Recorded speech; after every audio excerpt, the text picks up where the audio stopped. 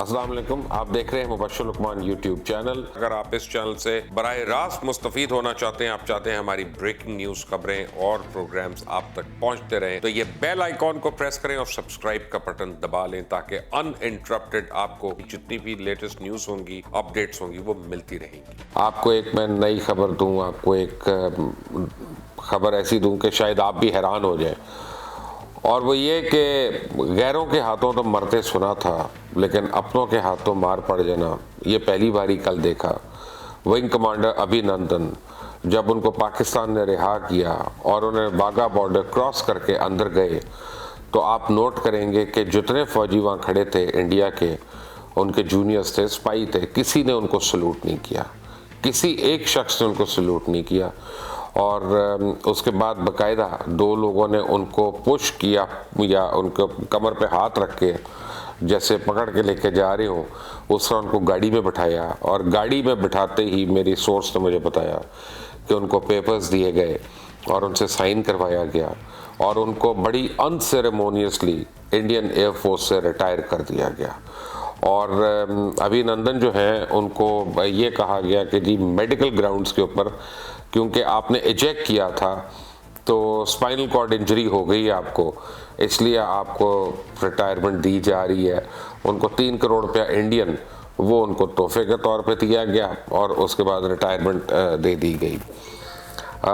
अगर आपने कल ये सेरेमनी देखी हो वाघा पे, जिसमें अभी नंदन को हैंड ओवर किया गया था, विंग कमांडर अभी नंदन को, तो बड़ा प्रॉपर वो मार्च कर रहे थे, चल रहे थे, खड़े थे, किसी किस्म का डिस्कम्फर्ट नहीं था। यानी स्पाइनल कॉर्ड की इंजरी अगर हो किसी को, खुदा न खास्ता, तो वो तो हिल नहीं सकता, कुजा इसका कि वो खड़ा होकर मार्च करे।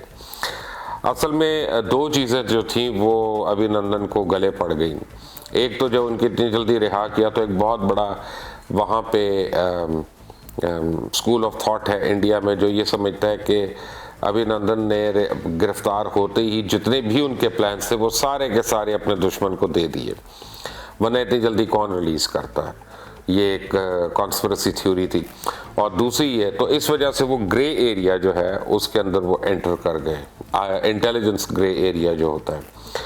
और दूसरी वजह कि जिस तरह से उन्होंने इंडियन मीडिया को आड़े हाथों लिया, उसके बाद इंडियन एयरफोर्स जो है वो मीडिया को कर्रैत जो है रिबटल के तौर पे वो फेस नहीं करना चाह रही थी, वो क्वेश्चंस नहीं फेस करना चाह रही थी कि 2 दिन पहले जो उन्होंने कहा था कि स्ट्राइक में हमने 300 लोगों को मार दिया, हमने जो है वहाँ पे जैश का कमांड एंड कंट्रोल सेंटर तबाह कर दिया, हमने लेजर्स यूज़ की और उस पर पता नहीं कितने जनाजे उठ गए। तो सारे क्लेम्स के लिए इंडियन एयरफोर्स जो थी वो रेडी नहीं थी मीडिया को टेक ऑन करने के लिए, तो उन्होंने बड़ी अनसेरेमोनियसली अभी नंदन को रिटायर कर दिया।